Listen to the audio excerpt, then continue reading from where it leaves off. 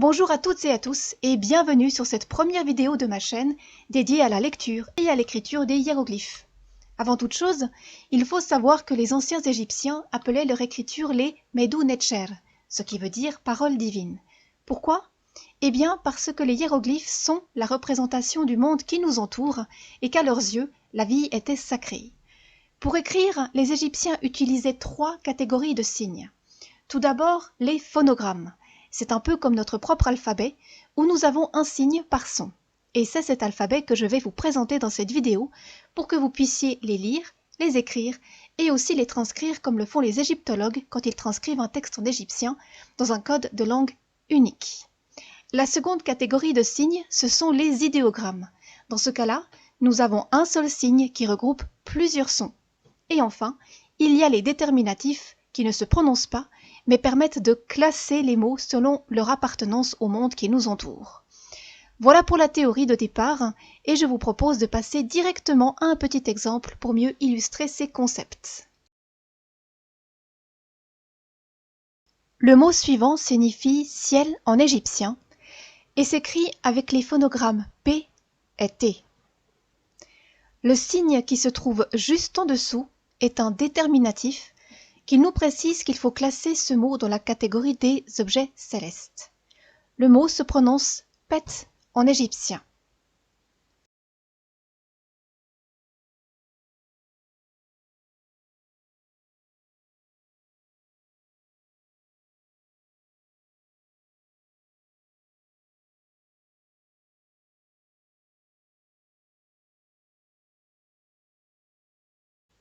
Dans le mot suivant, qui signifie vie, nous avons un idéogramme qui se prononce Ankh, suivi de 2 phonogrammes qui sont là uniquement pour nous aider à la lecture du mot. Ces phonogrammes sont N et K. Seuls le N et le K sont repris par les phonogrammes, ce qui signifie que le A de Ankh est pris en charge par l'idéogramme uniquement.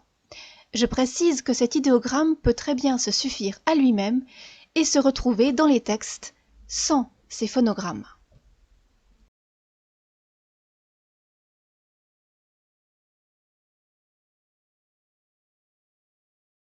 Nous allons maintenant passer à l'écriture et à la lecture de l'alphabet égyptien proprement dit. Chaque phonogramme sera dessiné de manière à être reproduit facilement avec un peu d'entraînement et sera accompagné de sa translittération. La translittération a pour but de remplacer les phonogrammes et les idéogrammes par un système d'écriture universellement compris et utilisé par les égyptologues. La première lettre de l'alphabet est représentée par un vautour et se prononce A. Sa translittération va être écrite juste à côté, comme pour toutes les autres lettres de l'alphabet qui vont suivre.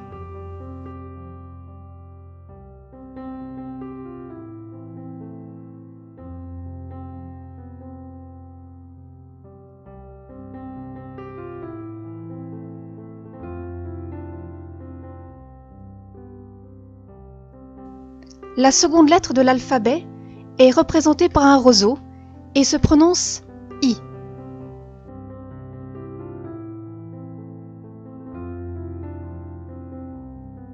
La troisième lettre de l'alphabet est un double roseau et se prononce I.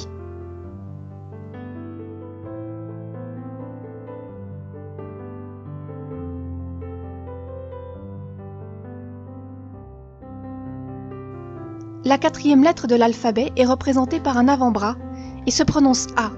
Elle correspond à notre A circonflexe. La cinquième lettre de l'alphabet est représentée par une caille et se prononce OU.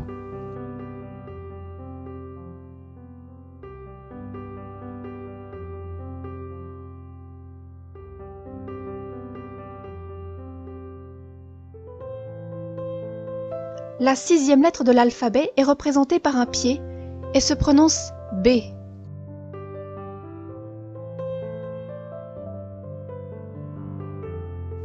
La septième lettre de l'alphabet est représentée par un escabeau et se prononce P.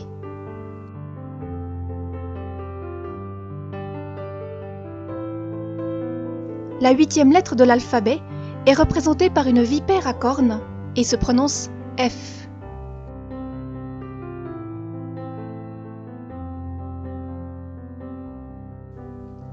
La 9e lettre de l'alphabet est représentée par une chouette et se prononce M comme dans maison.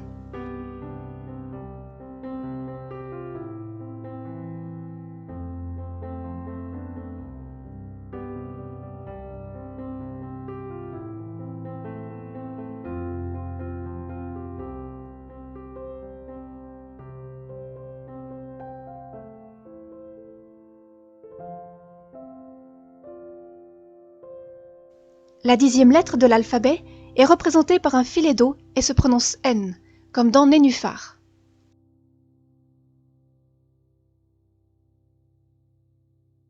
La 11e lettre de l'alphabet est représentée par une bouche et se prononce R.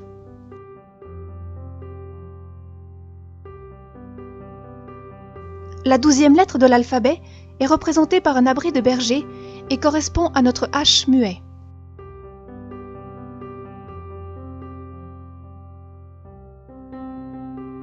La 13e lettre de l'alphabet est un brin de lin tressé et correspond au son H.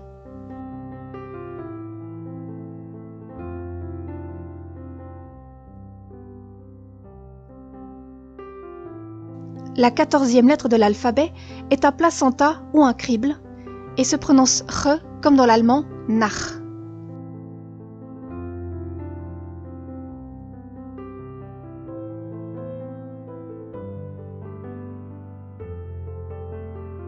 La 15e lettre de l'alphabet est représentée par le ventre d'un animal et se prononce ch, comme dans l'allemand ich.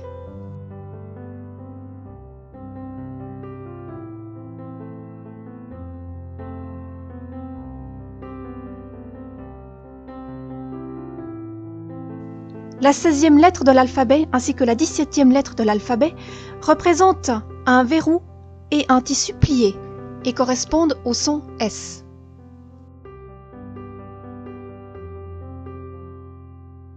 La 18e lettre de l'alphabet représente un étang et se prononce ch comme dans chameau.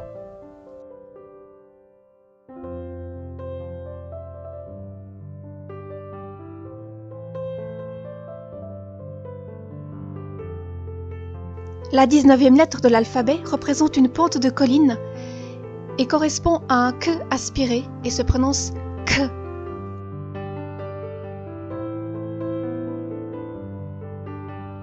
La 20e lettre de l'alphabet représente une corbeille et correspond au son que.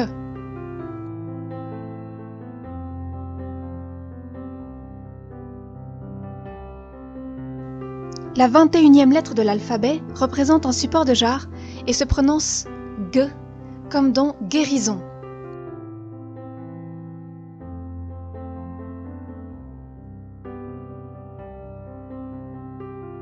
La 22e lettre de l'alphabet représente du pain et se prononce T.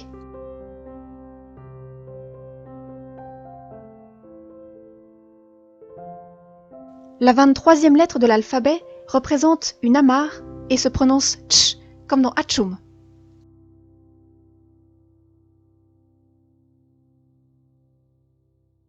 La 24e lettre de l'alphabet représente une main et se prononce D.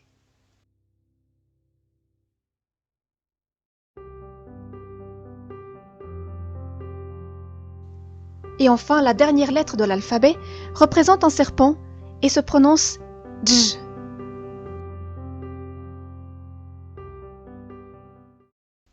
Nous arrivons au terme de cette vidéo et j'espère qu'elle vous a donné quelques clés pour écrire et lire plus simplement les hiéroglyphes. Comme vous l'avez sans doute remarqué, la translittération est la plupart du temps identique à notre alphabet, ce qui facilite l'apprentissage de la prononciation des phonogrammes. D'autres vidéos seront prochainement publiées et présenteront quelques éléments de base de la grammaire égyptienne. Je vous remercie d'avoir regardé cette vidéo et vous dis à tout bientôt.